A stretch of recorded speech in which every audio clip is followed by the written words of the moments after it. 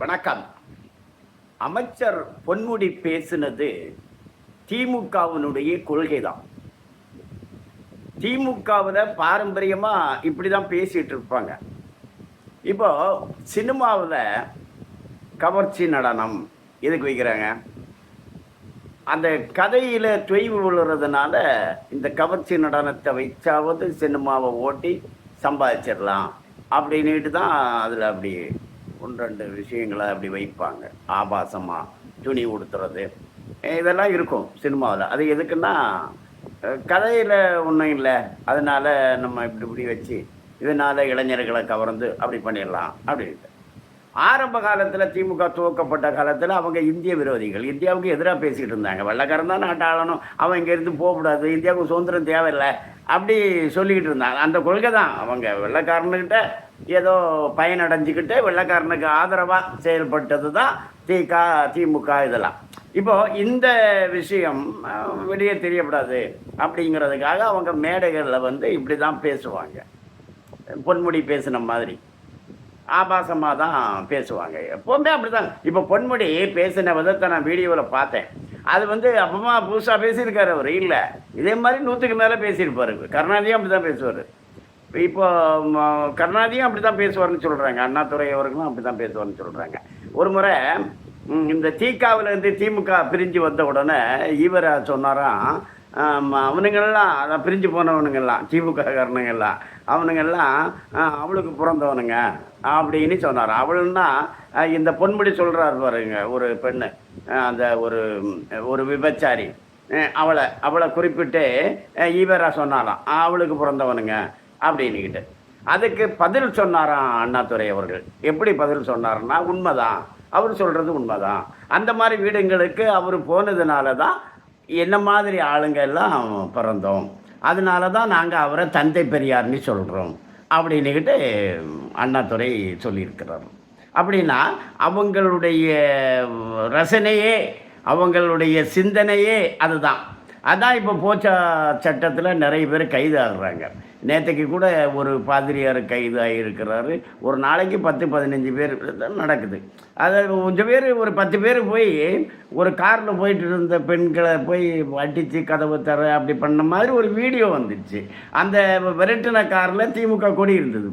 அப்போ திமுக அரசினுடைய காவல்துறை என்ன சொல்லுது, அவங்க எல்லாம் திமுககாரங்க இல்லைங்க, கொடி சும்மா கட்டியிருந்தாங்க, திமுககாரங்க இல்லை. அப்போது ஒரு பெண்ணை வன்முறைக்கு இழுத்த அந்த நபர்களை காப்பாற்றுது காவல்துறை. அதே போல் அண்ணா யூனிவர்சிட்டிக்கு உள்ள ஒரு பாலியல் வன்கொடுமை நடந்திருக்கு. அதில் அவன் வேறு இன்னொருத்தருக்கு நீ வேணும் அப்படின்ட்டு சொல்லியிருக்கிறான் அப்படின்னுக்கிட்டு அந்த குழந்தை, அந்த சகோதரி புகார் கொடுத்துருக்கா. ஆனால் அதுக்கு போலீஸ் பெரிய அதிகாரி பதில் சொல்கிறாரு. இன்னொருத்தர்லாம் கிடையாதுங்க, அவரு மட்டும்தான், அந்த பொண்ணு சும்மா சொல்லுது அப்படின்ட்டு இவர் தான் பதில் சொல்கிறார். அப்போது இந்த பெண்ணியல் வன்முறைக்கு ஆதரவாக காவல்துறை இருக்கிற மாதிரி தான் தெரியுது. அது குற்றவாளிகளை தண்டிக்கிற மாதிரி பிடிக்கிற மாதிரி அப்படி தெரியலை. அப்போ அந்த வழக்கு சிபிஐ விசாரிக்கப்படாது அப்படின்னு உச்சநீதிமன்றத்துக்கு தமிழ்நாடு அரசு போகுது. அதை சிபிஐ விசாரித்தா என்ன? ஒரு 10 வயசு குழந்தைய பாலியல் வன்கொடுமை பண்ணியிருக்காங்க. அதை புகார் கொடுக்க வந்த அம்மா அப்பாவை அந்த காவல் நிலையத்தில் கொடுமை பண்ணியிருக்காங்க. குற்றவாளியை கண்டுபிடிக்கலை. இதை சிபிஐ விசாரிக்கணும்னா விசாரிக்கப்படாதுன்னு உச்சநீதிமன்றத்துக்கு 50 லட்சம் ரூபா ஃபீஸ் கொடுத்து அரசு வாதாடுது. அப்படின்னா அரசு எங்கே நிற்குது? பொன்முடி பக்கம் தான் நிற்குது. பொன்முடி என்ன பேசினார் நீங்கள் எல்லாம் அதை பார்த்துருப்பீங்க. அதெல்லாம் சொல்ல முடியாது. அதாவது அதாவது திருநீர் பூசுறது, நாமம் போடுறது, இதை ஒரு விபச்சாரியினுடைய தொழிலுக்கு அடையாளமாக அவர் பேசியிருக்காரு. அவர் அது முதல்ல பேசுகிறதில்ல, நிறைய பேர் திமுகவில் எல்லோரும் அப்படி தான் பேசுவாங்க. இது பல விஷயங்களை பேசியிருக்காங்க, நான் கேள்விப்பட்டிருக்கேன். இன்னும் பல விஷயங்களை பேசியிருக்காங்க. அது எதுக்குன்னா மத மாற்றத்துக்காக, இந்துக்களை இழிவுபடுத்தி இந்துக்களை அந்நியர் மதத்துக்கு மாற்றணும் அப்படிங்கிற நோக்கத்துக்காக அவங்க செய்கிறது. இது திமுகவினுடைய ஒரு கொள்கை. அதை தான் பொன்முடி செஞ்சுருக்கிறாரு. அவர் இப்போ நேர விரைந்து ஸ்டாலின் வீட்டுக்கு வந்தாராம், விளக்கம் சொன்னாராம். என்ன விளக்கம் சொல்லியிருப்பார்? அது நீங்கள் பார்த்து பேசுங்கண்ணே, ஆமாம் என்ன எதிர்ப்பு வருது அப்படின்னு இவர் சொல்லியிருப்பார். இல்லைப்பா உங்கள் அப்பா எல்லாம் பேசுகிறது தானே நானும் பேசினேன் அப்படின்னு சொல்லி நீங்கள் பேசுனது சரிதான், ஆனால் எது போகிறது என்ன பண்ணுறது அப்படின்ட்டு இவங்க பேசியிருப்பாங்க. அப்படி தான் பேசியிருப்பாங்க. அதுக்கு என்ன இது பண்ணிட்டாங்க உடனே அவர் என்னவோ துணை செயலாளரா கட்சியில், அது இன்னும் யாருக்கு தெரியாது. அவர் ஒரு அமைச்சர், அமைச்சர் பதவியை அவர் ராஜினாமா பண்ண வச்சுருக்கணும்.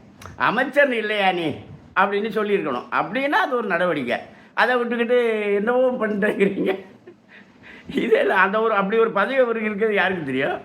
இருந்தாருன்னா இல்லாமல் போனால் எங்களுக்கு என்ன?